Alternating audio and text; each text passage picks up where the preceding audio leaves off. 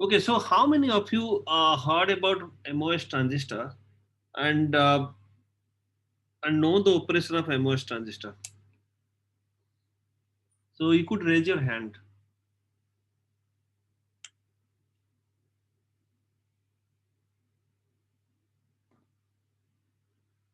Only one,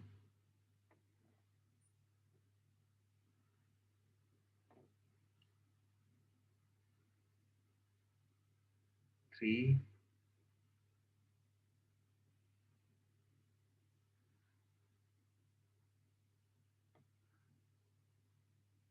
Okay, okay. So means okay. Let's discuss MOS transistor.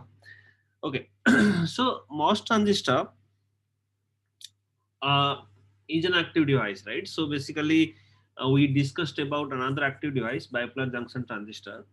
So like bipolar junction transistor, the MOS transistor is also a active device, right?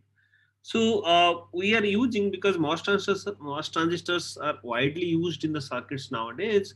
So we use it as a switch mostly in the digital applications. So use MOS transistor as a switch, and also you use MOS transistor as a voltage control voltage source. Voltage control current source. This is my mistake, right? So voltage control current source, right, in analog circuits, right? So we use it as a voltage control current source, right? So uh, like bipolar junction transistors, so bipolar junction transistors were used as it can be used as a current control current source and voltage control current source, but your MOS transistor can only be used as a voltage control current source. It cannot be used as a current control current source. So we have two types of MOS transistors. So basically, we have NMOS transistor, which is N type. We call it N type MOS transistor, and we have PMOS transistor, which is called P type MOS transistor. So we have two types, N type and P type.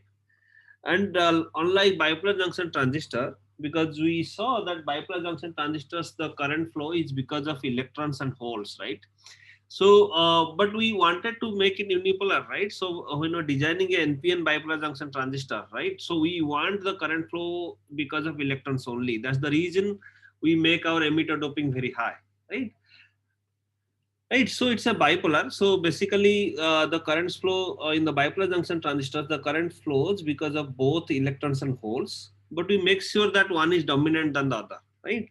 But in MOS transistor is a unipolar device, right? So that the current flow is either by electrons or holes, right? So this is uh, because for an N-type MOS transistor, the current flows is because of electrons, but for a P-type MOS transistor, the current flow is because of holes, right?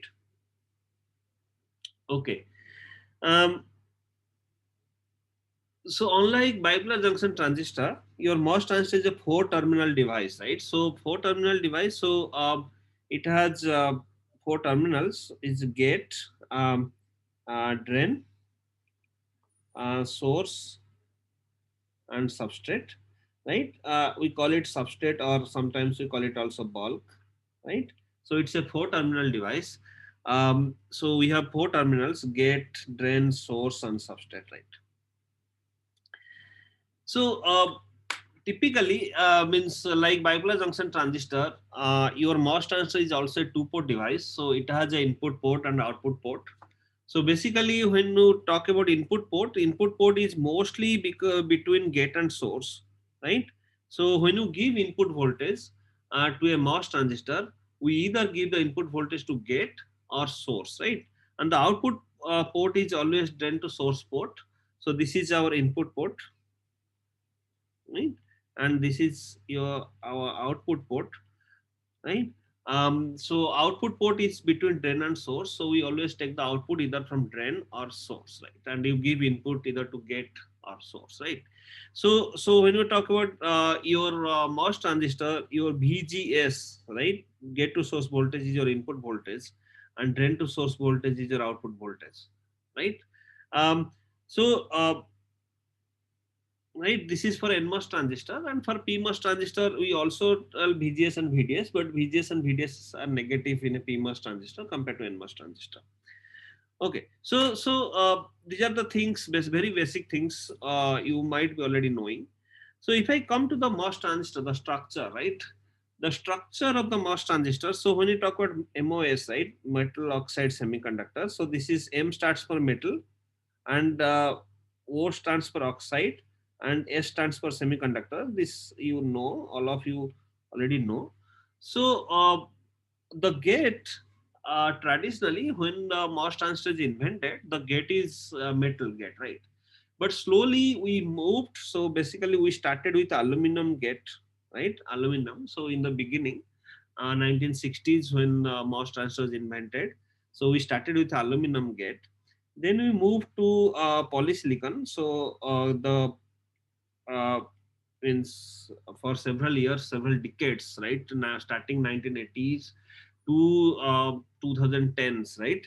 So we used polysilicon as the gate. Then we moved to metal again, right? So the modern MOS transistors are made of metal, right? So modern MOS transistor, the gate of the modern MOS transistors are metal again, right? So when you're talking about metal in the modern transistors, we are using refractory metals, mostly titanium nitride or tantalum nitride. We don't use aluminum because aluminum is not suitable, because aluminum has a low melting point. It cannot withstand very high temperature during fabrication steps. Okay, so this is about gate. So since we started with metal gate, so the metal name is there from the beginning. So and the oxide. Uh, so oxide, we started with the silicon dioxide. We stayed with silicon dioxide for a quite long time. So you could read that the success of MOS transistor is because of silicon dioxide, right? So silicon dioxide interface is so smooth and so good that means, so that's the reason the MOS transistor started working, right? Actually, the concept, the MOS concept, right, metal oxide semiconductor concept, was patented in 1928, right? But it could not means, but nobody could demonstrate that. This is because we had a lot of interface traps. So the interface between silicon semiconductor and oxide was not very good, right? Until the silicon dioxide was invented, right, in 1960s. So we started with silicon dioxide for quite long time, almost 5 decades, right? So then we moved to high K dielectrics, like high K gate dielectrics. So for different reasons. Um, so um, um, so currently, if you look at modern MOS transistor, we are using hafnium dioxide, and you could see also transistor with zirconium, right? So basically, hafnium is more popular, and we moved from silicon dioxide to hafnium dioxide. So in between, we also had used silicon oxynitride. So we increased the nitrogen content in the silicon dioxide for some reason, which we'll discuss. So we moved, so you could think of, we moved from silicon dioxide to silicon oxynitride to high K dielectrics like hafnium dioxide, right?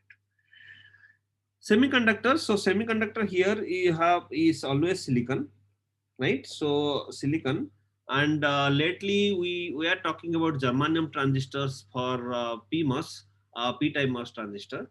So, but silicon means we are still using silicon, and in future we may move to some new material. So we have a lot of material under discussion, and means I'll not go there right now, but we are still in from last 6-7 decades we are using silicon. Okay, so here if you look at the structure, structure, so this is your gate, right? So this is your gate, um, um, right? And gate is made of metal or polysilicon, right?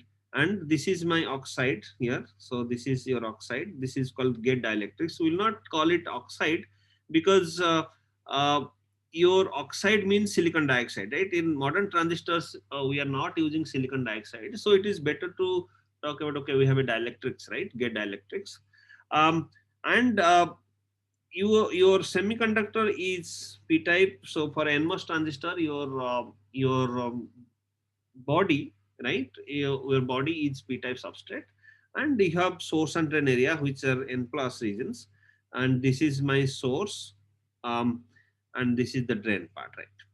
So if you look at the contacts, so the contacts, because we need terminals, right? I told it's a 4-terminal device.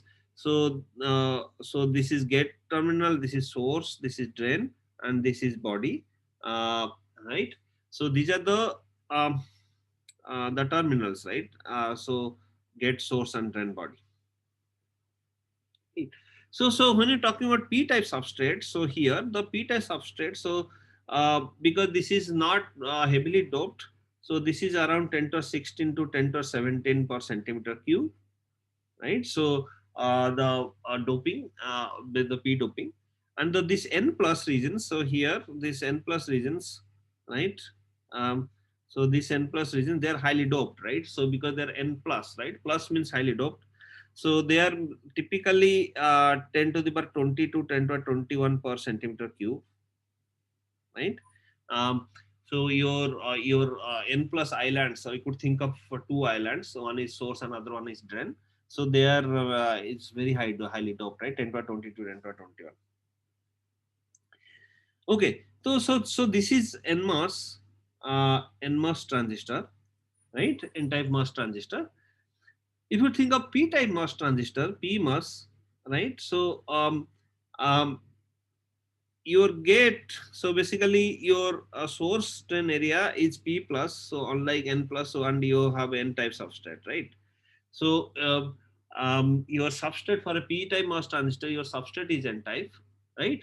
And your source drains are p type, and your gate is still metal. So if it is polysilicon, it will be, I will talk about that, right? But let's think now it is metal. um, so we have the same oxide here, or the gate dielectrics, right? So we have same gate dielectrics here, gate dielectrics, and your contacts are same: gate, source, drain, and body. So right, but the only thing is your dopings are changed, right? So your body is now n type, and your source and drains are p plus, right? So when you talk about p plus, so p plus, this is again right. So this is again 10 to the 22, 10 to the 21 per centimeter cube, right? Right, and your body is same, right? 10 to the 16 to 10 to the 17 centimeter.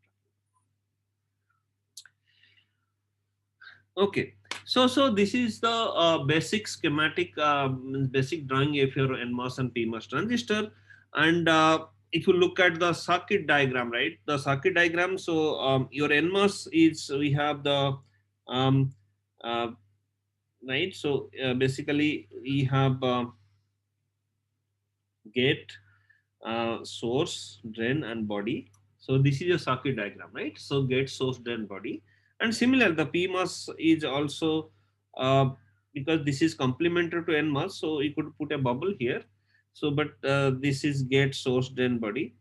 Um, so your PMOS, so basically this is the circuit symbol of your MOS transistor, right? And it's a 4-terminal device. So you always have four terminals. So when you look at the layout, right? So basically, when you look from the top, right, layout. So your structure looks like this. So this is your gate, right? And this is your source. So this is your drain, and this is your body. Because see the point is, uh, you have to take the contacts, because here in this case, right, your contact you are taking at the bottom, right? But when you are fabricating your device on the wafer, right? You cannot have a bottom contact, right? You have to take all the contacts on the top. So so so all the contacts are on the top. So gate, source, drain, and body. So body, what is done is, so typically you in your transistor, right? So this is your, let's say this is NMOS transistor, so n plus, n plus. So then this is your p type body here, p type substrate. So then you have your isolation, then you take a p plus contact here, right? So you could have a isolation. So this is a Salotens isolation, then your p plus contact, right? So this p plus contact is nothing but taking the contact to body. This is your gate, this is your source, this is your drain, but this contact is your body contact, right? Right, this is how you make the contact, right? So uh, so this part your body, so this is again, so and this part, this white part is your isolation, right? So because you're isolating means you have your salutary isolation there, right? And when you're talking about gate length, right, so this is my length of the gate, right? So this is gate length, right? We call it gate length. And this is the width of the transistor, right? This is the width of the transistor, right? So this is my width, right? So the length of the transistor is length of your gate region. So your this red region is your gate. So this is the length of the gate, and the width of the transistor is the width of the active, right? So this blue part, right? This is your active, right? So this is your active area. But your active area where the transistor operation happens, so this is this part, right? This is this part where your transistor, and the area of the transistor, we call it W times Lg, right? So this is the area of your MOS transistor, right? And area is nothing but the this shaded part is your area, right? And this part is actually important because this part is called the main part of your MOS transistor. And the source and drain, these are just to take the current in and out, right? So basically, these are, we could think of, when you're talking about bipolar junction transistor, we talked about intrinsic part and extrinsic part. So your gate area is your intrinsic device. That is where all the device operation happens. And your source drain, this is the extrinsic part, right? The extrinsic part only helps in giving voltage and taking out the current, right? Right? Taking out the carriers. Okay. So I don't think you have any doubts here, but if you have any doubts, you could raise your hand and ask me. All right. Okay. So now means basically how your transistor operate, right? So we have to discuss the operation of the transistor. So as I told, so this is your gate terminal. So in the beginning, let's say your body is grounded and your source and drains are grounded, right? So this is typical, um, uh, right? And we will apply a voltage uh, voltage to the gate, right? And this is Vg, right? And this is my p-type substrate, and this is n plus region. So right, and basically what is happening here, your body voltage is 0, is same as source voltage, same as drain voltage, and I am applying a gate voltage, right? So let's start with because if you think this is a field effect transistor, right? So if you think the middle part, right, if you think, if you look at this middle part here, right? This behaves like a capacitor, right? So I have two plates, like one plate is your semiconductor, other plate is your metal, right? So basically you could think of, I have a metal and I have a semiconductor, right? So this is my semiconductor, this is my metal, and I have my gate dielectrics in between, right? So I could think of as a parallel plate capacitor. So that's the reason, since you are applying voltage and the charge is induced, right, by the capacitor effect, right? So this is a field effect, right? So basically the charge is induced by the field effect. So this is called the field effect transistor, right? So field effect transistor. um, but let's start with the metal and semiconductor, because metal semiconductor has the same work functions, right? So work function of metal is equal to work function of semiconductor, right? That is the first assumption, and I mean, this is assumption, we'll correct it later, right? Um, because if you have two plates of the metal, let's say you have a capacitor and both the plates have different work functions, right? Even if you do not apply voltage, there will be electric field, right? I don't want to have that, right? So I am assuming that both the plates, right, if a metal and semiconductor, both have same work functions, right? Right. So let's start with that. Yeah, this is the assumption, right? So um, right, this is the first assumption that I'll take, that phi m equal to phi s, right? And your dielectric is pure, right? Your dielectric is pure, right? Means that means there are no charges, right? No charges, right? Okay. So these are the two assumptions. sir. Right. So another assumption is your dielectric is a ideal dielectric. There are no charges inside. Because the moment you have some charges, even if you do not apply any gate voltage, you will have electric field. I don't want that because that will be a non-ideal. So let's say the system is ideal. System is ideal means my gate work function as semiconductor work function both are same. Both the plates have the same work function, and your dielectric in between these two plates, they are means the gate electric is ideal, right? Okay, now if I apply gate voltage, right? So let's say let me copy this.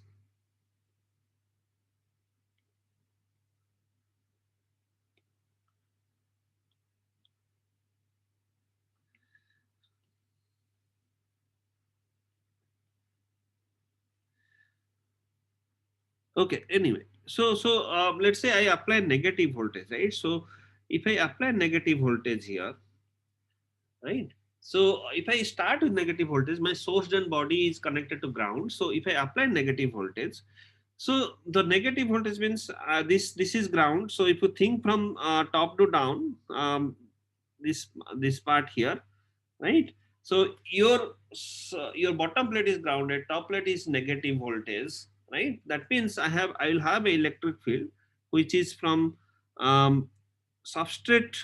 The electric field will be in this directions, right? Or I'll just electric field is in this direction, right? So there will be electric field from bottom plate to top plate. So in this case, the substrate to the gate, right? So since we have electric field in this direction, so this is a p-type substrate. So I have electrons holes, right? If the doping here is Na, right? Na doping. So on the number of holes in body, let's say B is number of electrons and number of holes is Na, and number of electrons is Ni square by Na, right? Right. Okay. So now I have an electric field which is from substrate to gate. So the holes, basically the holes will be attracted, right? So basically in the, I mean, means the holes will go and accumulate because holes try to move in the direction of electric field. So your holes will go and accumulate at the surface, right? Right. So this we call the means accumulation, right? So this when you apply negative voltage, that means holes are accumulating at the surface, right? So this condition we call the your transistor is in accumulation, means um, we have lot of holes sitting at the interface, right? And that will only happen when you apply negative voltage, right? Um, okay, so now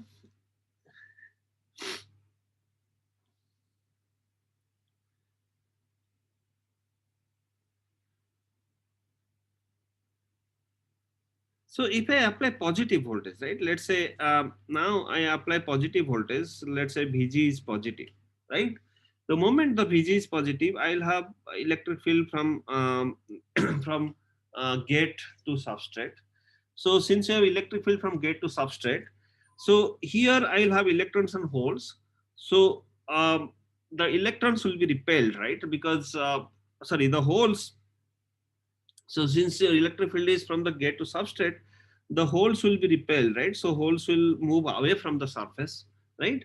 So this is a p-type substrate. If the holes will move away from the surface, so there will be negatively charged accept ions, right? So I'll have um, negatively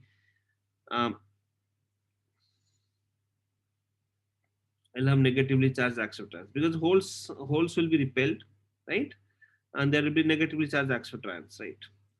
Right. So right. Okay. So now if you see, right, so I have positive charges here, right, because I'm applying positive voltage, so positive charges here, and I have negative charges in the silicon, right, in the semiconductor, and so and there is a electric field from gate to body, right.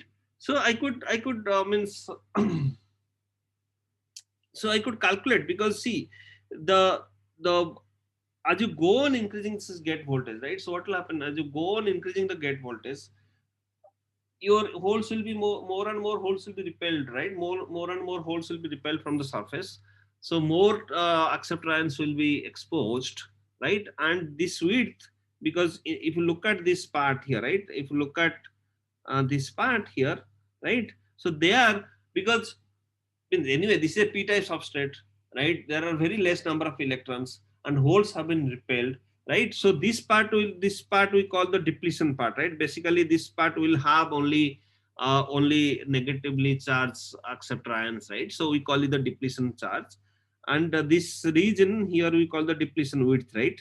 So the as you go on increasing your gate voltage, your depletion width will go on increasing, right? Because you have an electric field from to the top, right? So this and if you look at the depletion region, right? So let's see, if you look at the depletion region, so this is your depletion region here,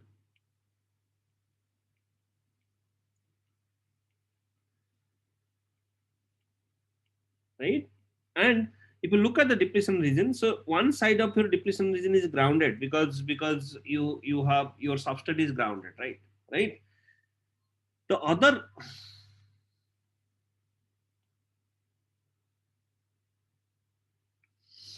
the other part of your depletion region here, so no, other side, so here I have oxide, right? I have my gate dielectric, right? And then I am applying a gate voltage here, right? So the, if you see the electric field, and there is a electric field, there is a electric field, right? And this direction is x direction, right? This direction is x direction, right? Right. So your electric field, because because this part is grounded, so this side here the electric field will be zero, right? Your electric field will be zero, right, at this point. So I see this is your WD. Let's say this is the surface, this is my 0 point, and this is the oxide thickness, right? This is my oxide thickness, d oxide, right? Right, and this is my 0 point, right? Right. So I could write down, right? So I could write down, so here, so WD electric field at WD equal to 0, right? Because so in this case, right? So in this part here, right? So in this part there will be electric field, right? So this electric field, so and electric field will change with x, right? So the electric field will change with x, right? So this will not be a constant electric field. This electric field will change with x, because see this part there is a charge, right? So in the charge, so electric field will change, right? Because you know the Gauss law, right? If you think of the Gauss law, right? So because of the Gauss law, so your electric field, I mean, the moment we have some charges, your electric field will change, right? And so, okay, so let's calculate that field, right? So,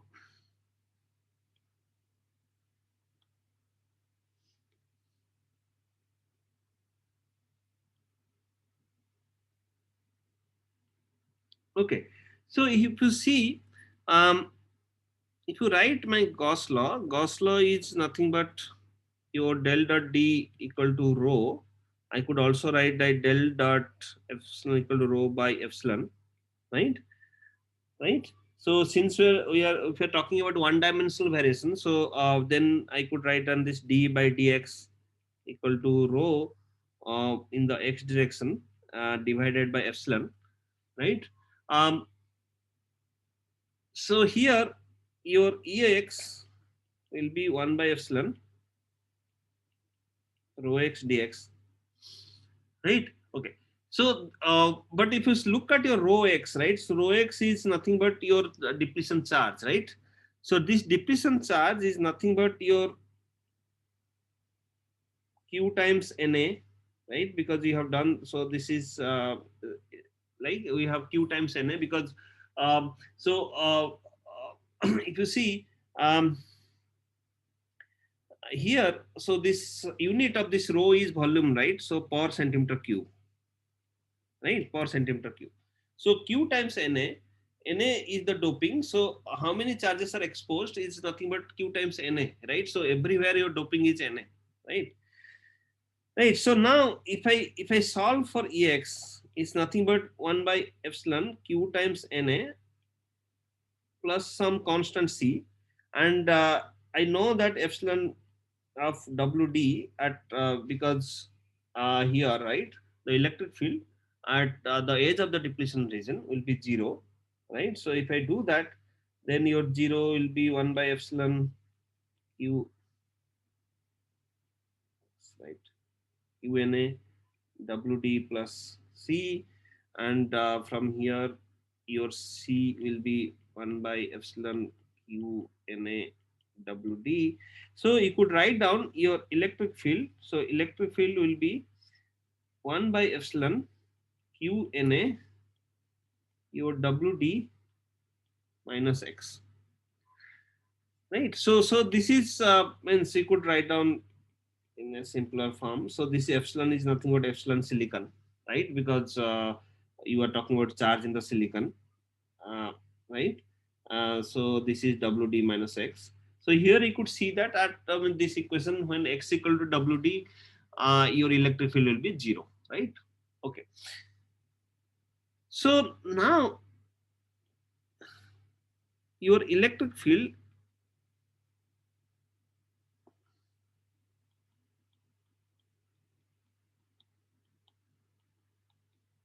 right? So what is the electric field at the surface?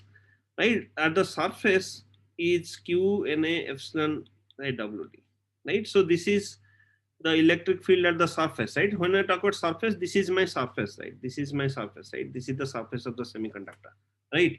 So so this I could call it electric field S, right, at the surface, right? So at the surface, that is the interface between oxide and right. So if this is the electric field at the surface, what is the electric field in the oxide, right? I know that epsilon ox, because your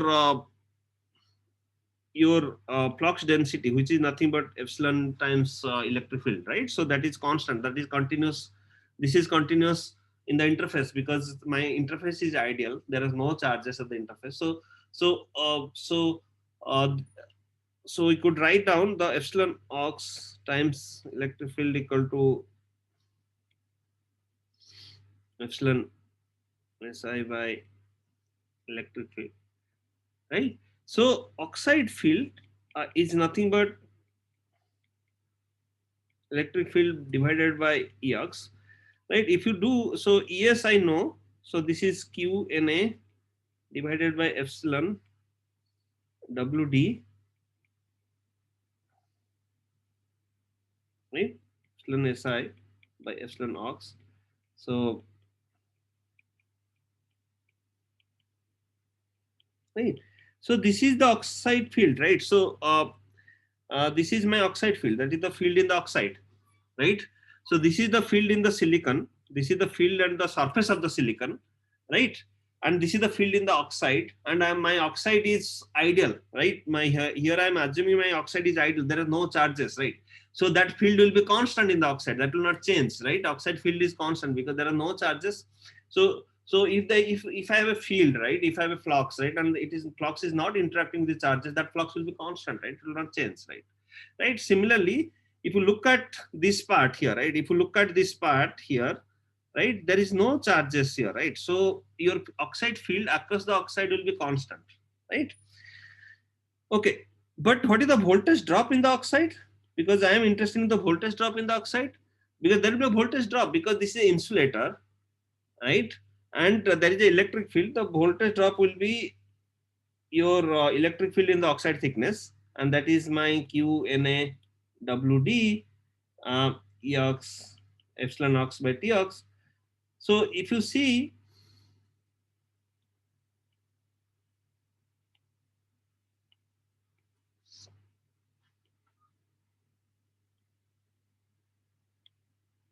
right? So this is, I could also write down this as epsilon ox by Tx, right? So this is your Cox, right? This is your Cox, and Cox is oxide capacitance per unit area, right? Oxide cap or dielectric oxide capacitance per unit area. Keep in mind, if you want to find the total capacitance, then you have to area is here W into Lg, right? So if you want to find the total capacitance, you just have to multiply by W times Lg, right? But in all your analysis, will this Cox will be capacitance per unit area, because area is a flexible term, right? I could change the area. So basically that's why I am more interested in capacitance per unit area, right? Okay, this is my Vox. So why I'm doing this exercise? Because I'm applying a gate voltage, right? I'm applying a gate voltage, and I'm I have a voltage drop, right? So if I apply, so if I do if I copy this here,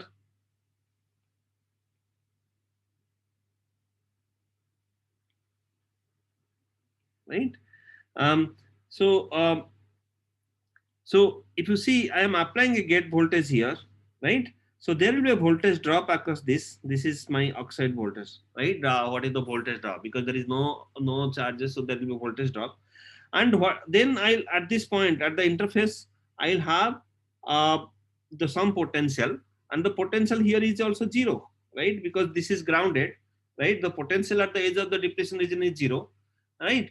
And this surface, this is my surface, right? So see, when you call about surface, the surface is the interface between your dielectric and semiconductor. That is the surface of a MOS transistor, right? That is your active surface, right? So that surface, the voltage at that surface is psi s, right? So I could also write this, your Vg is equal to Vx plus psi s, right? And the psi s is nothing but Vg minus Vx, right? So here, so here you see what is happening is as you go on increasing your, right? So let's find psi s, right? So let's find psi s here, right? So we had derived Eox, means electric field as a function of x, right? So um, say electric field as a function of x, and electric field is nothing but minus d psi by dx, because if you term in the voltage term, this is minus dv by dx. So this will be qn epsilon times wd minus x, right? So your d psi by dx is qna epsilon x minus wd. So your psi x is nothing but qna epsilon. So integration of x minus wd dx, right? Right. So if you do that, then it will be qna epsilon x square by 2 minus wdx plus some constant c, let's say c1. So here I know my psi at wd, right? The psi at wd is 0, right? Because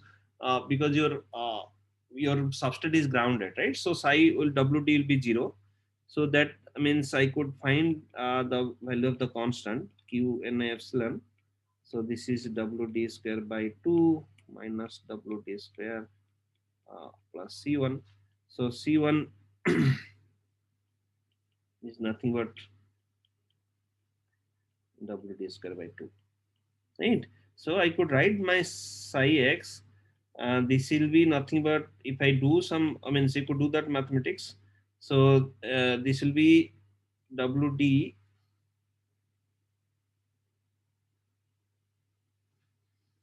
minus x whole square, right? Um, so your psi x, right? Your psi x will have such a, means means this is how your means we know that, right? If your charge is constant, your psi will decrease and psi will change quadratically, right? So wd minus x square, right? um, so I could copy this here, right? So my surface field means voltage at the surface, right?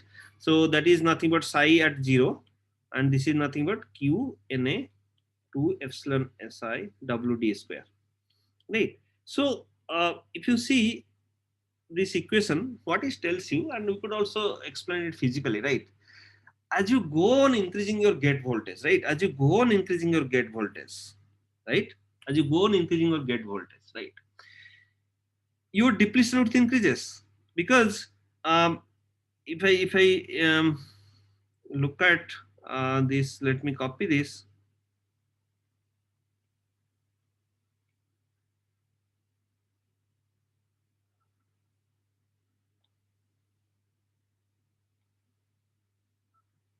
Right.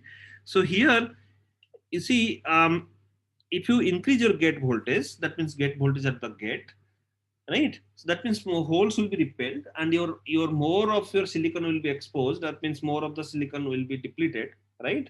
Your WD will increase, your depletion width will increase. The WD increases, that means your psi s, your surface potential will increase. So what is surface potential? Surface potential is nothing but somewhere here, right? This is the potential at the surface, right? So I'm talking about the surface potential. This is your psi s, right? Right. So you see, this is, you are increasing your gate voltage, your surface potential is also increasing. This is the field effect, right? So field effect means you are changing. If you change your gate voltage, your potential in the silicon, in the semiconductor also changes, right?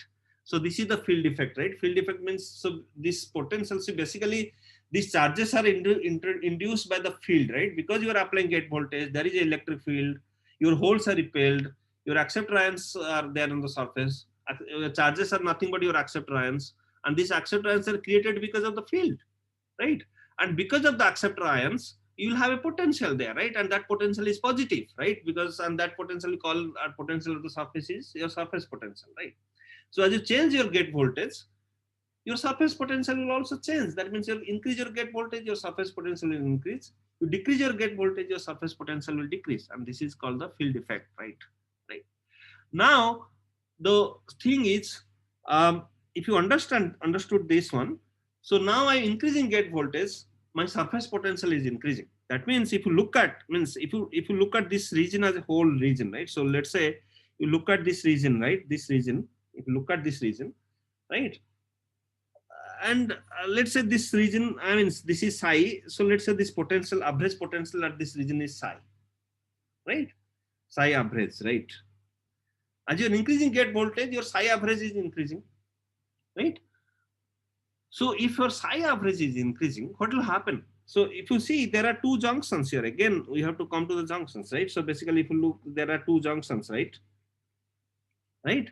So your gate voltage is increasing, your psi is increasing. If psi is increasing, your these junctions, right? So these junctions will be forward biased, right? These junctions that you're talking about, right? PN junctions will be forward biased, right? Right? So your PN junctions are forward biased. What will happen when the PN junctions are forward biased? Right? So your electrons will start coming from both the sides, right? So electrons will come from, I mean, electrons will be, because you have N plus P junction, and you are forward biasing that junction. That means electrons will come from N plus to P. So electrons will be injected over the band, right? Right? But here, see, this is the difference between bipolar junction transistor and MOS transistor, right? In a bipolar junction transistor, I am directly giving voltage to the body, sorry, base, right? I'm directly giving voltage to the base, right? I am forward biasing your base emitter junction. And in the beginning, if let's say your collector base junction, collector is also grounded, your emitter is grounded, only I'm giving positive voltage to base. That means your electrons are injected from both sides to the base, right?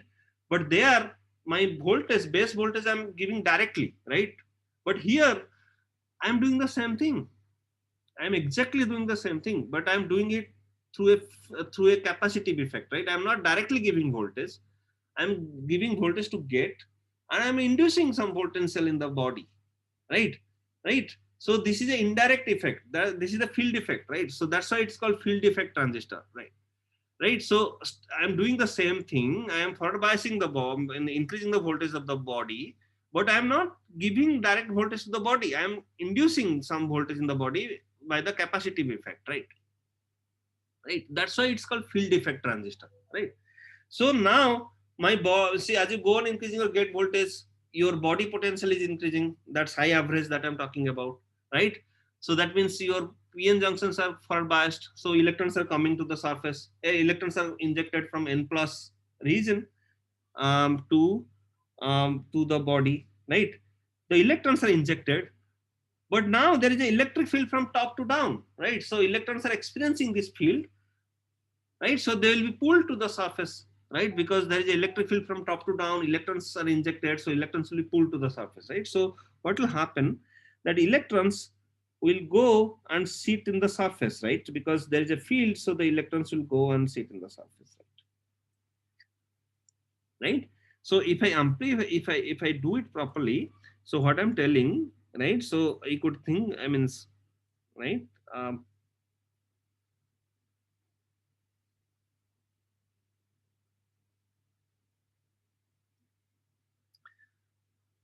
right, let's say this is my N plus source, right?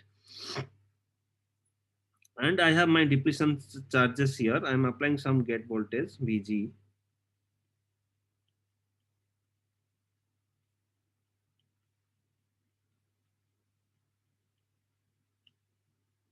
right? And my electric field in this direction, right? And let's say this is psi average, some potential, and as I'm increasing my VG, your psi average is increasing, right? There is more charges, so there will be more potential. Psi average will increase. So this will forward bias these two junctions, right? Because this is grounded, right? Right, and see N plus P junction, you are increasing the P potential, right? And N potential is at 0. So you are forward biasing NP junctions. So you forward biasing, that means you are injecting electrons, right? You will inject electrons, right? You are injecting electrons, then electrons see this field, then they go to the surface, they sit at the surface, right? Why they sit at the surface? Because there is an insulator, right? They cannot inject over the insulator, because the insulator, I mean, you have a barrier there, right? So the what electrons, so there is a field from top to down, so electrons are injected, then electrons are pulled to the surface and they sit in the surface, right? So now you see, if you go on increasing gate voltage, right, you have electrons, right? Electrons injected, number of electrons will increase, right? So if you go on increasing gate voltage, at some gate voltage, at some gate voltage, the number of electrons at the surface will be equal to the doping of substrate, right? Right, because as you go on increasing gate voltage, your continuously electrons are injected and electrons are accumulated. Electrons are accumulated at the surface, right? Right. At some gate voltage, your Ns, your electrons is equal to Na. So what do you mean Na? Na is nothing but the number of holes in the body, right? Right. So what is happening, right? So now I had a surface, I mean previously my oxide and semiconductor surface has n number of holes, right? And it was p type. Now at some gate voltage, if you look at the oxide semiconductor interface, I have similar number of electrons. That means you could think of, if somebody comes at some right at some point when VG is, we are not applying any VG any gate voltage, I have some number of holes at the surface, that is Na. I apply some gate voltage, suddenly I have same number of electrons. That means the surface, if you look at the surface only, the surface is inverted from a p type to the n type, because I have Na number of holes, now I have Na number of electrons, right? So this phenomena we call the inversion. Now the surface is not a p type anymore, surface is n type, right? And when I talk about surface, I am only talking about this region. Please be clear. This part we call the channel, right? And this is where the electron accumulates, right? And the moment the electron concentration goes more than Na, that means the surface is inverted, right? I have Na number of holes, now I have Na number of electrons, right? And this phenomena we called inversion, right? This phenomena we called inversion. So we have accumulation when Vg is negative. If we apply positive gate voltage, we have depletion, so surface is depleted. But with increase in Vg, the surface is depleted, means it creates a potential there. Because of that potential, your electrons, your PN junctions are forward biased, and we are injecting electrons, and electrons will slowly accumulate at the surface. at some VG, the number of it will invert, right? So that uh, this, so that region we call the inversion region, right? So if your VG is more than that voltage, gate voltage, that means your surface is inverted. And the gate voltage where the surface inverts, right? Gate voltage where the number of electrons becomes equal to number of holes, that voltage we call the threshold voltage of the device, right?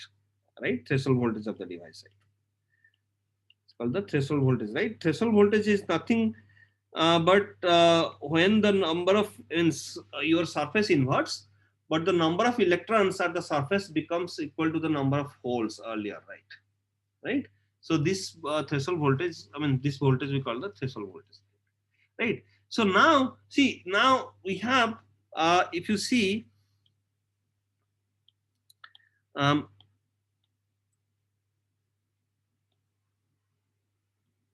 if you see um, right, so I have certain number of electrons at the surface, right, and they are sitting there, right? Now if I if I add a potential, if I apply a potential difference, right, between source and drain, right, let's say I'll apply potential difference. What I'll do is I'll now put um, a voltage here, right, drain voltage, right, if I apply a potential difference, so these electrons will move, right? And these electrons, so because you could think of, so these electrons are sitting at the surface, if both the, if a source and drain potential is zero, right, or same potential, so there is no movement. But if I create a potential difference between source and drain, then the electrons will start moving, and the electrons will move from source to drain, because drain is, now I have drain is at a lower potential, lower energy, right? You see, when I'm applying some voltage VD, the energy reduces by Q times VD, right? So, and the electrons will go towards lower energy, right? So, your electrons will go from source to drain, then they'll be collected, right? So, the drain, right? So, this is the transport, right? This is where the electrons moves, right? So, when I talk about two things, one is electrostatics, right? Basically, this is the process of generating electrons and means generating electrons, right? So this is the process of inversion, right? So electrostatics, your gate voltage is involved, right? I have electrons at the surface. Now the electrons has to move to current. Current is not, see, your current is nothing but charge into velocity, right? So I want certain number of electrons at the surface. This is the charge, mobile charge, because this charge has to move, right? And I need velocity. तो velocity जो आता है वो VDS से आता है, right? You have to apply potential difference, right? And the charge आता है वो VGS से आता है, राइट, गेट वोल्टेज से, right? So your current, that's why in MOS transistor your current is a function of VGS and VDS, right? If VDS is 0 or VGS is 0, VGS is 0 means there is no charge. If you're not applying any gate voltage, there will be no mobile charge. I mean, there is no electrons accumulated at the surface, right? Even if you have, your VGS is very high, you have a lot of electrons, if you are not applying any drain to source voltage, that means electrons are not moving. There is no velocity. The electrons are not moving. They are at the equipotential surface, right? They are not moving, right? So you have to create a potential difference for them to move, right? So, so your current is VGS, and this is mostly our electrostatics. We call the gate control, because this is the field effect, right? Your VGS gives the field effect. That means if I change the gate voltage, how well the electrons at the surface is changing, right? That is your electrostatics, right? And the transport is, if you apply drain to source voltage, how well the electrons are moving. So there the mobility will come into picture, right? When we're talking about transport, right? When the electrons has to move from source to drain, so there they have to, there the mobility term will also come into picture, right? So, so in the beginning we'll start with electrostatics, then we'll go to we'll apply VDS and see how the electrons are moving, right? And when you're talking about gate control, right, in a transistor you had, okay, if you have a means this transistor has very good gate control, right? Gate control is nothing but the electrostatics, right? How well your basically here you see your psi s, the potential here is the surface potential, right? And the, so I have two plates, right? One side is VG, other side is psi s now, right? So, so this psi s is created by VG. The And if your gate control is nothing but your d psi s by dVg, right? If I change the gate voltage, how well your surface potential changes, how well the potential in the semiconductor changes. This is your gate control, right? The whole gate control thing is this one is your gate control, right? And we'll see this thing, right? And when you go to advanced transistor, we are talking about gate control has reduced, so we have to go to FinFETs and blah blah other things, right? So this is nothing but to increase d psi s by dVg, right? So basically, this is your d psi s by dVg will give you the electrons, right? The charges at the surface, right? And your VDS will give you the transport, right?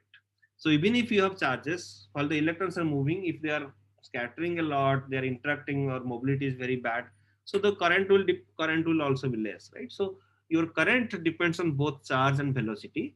And charge means we'll see how to, for a particular amount of gate voltage, how will you get large number of charges, that is your electrostatics, right? And now if you, now we have charges, how to move those charges with a very high speed velocity, right?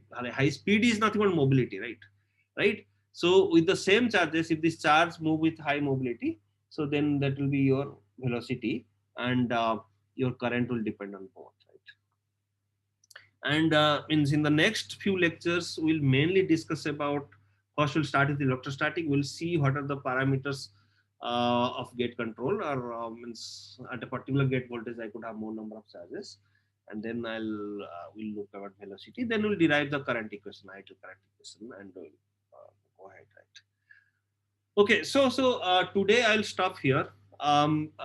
Means if you have any questions, because we just discussed the basics of MOS transistor, and mm, I mean, if this part is clear, right, your next things will be clear, right? So if you have any questions, you could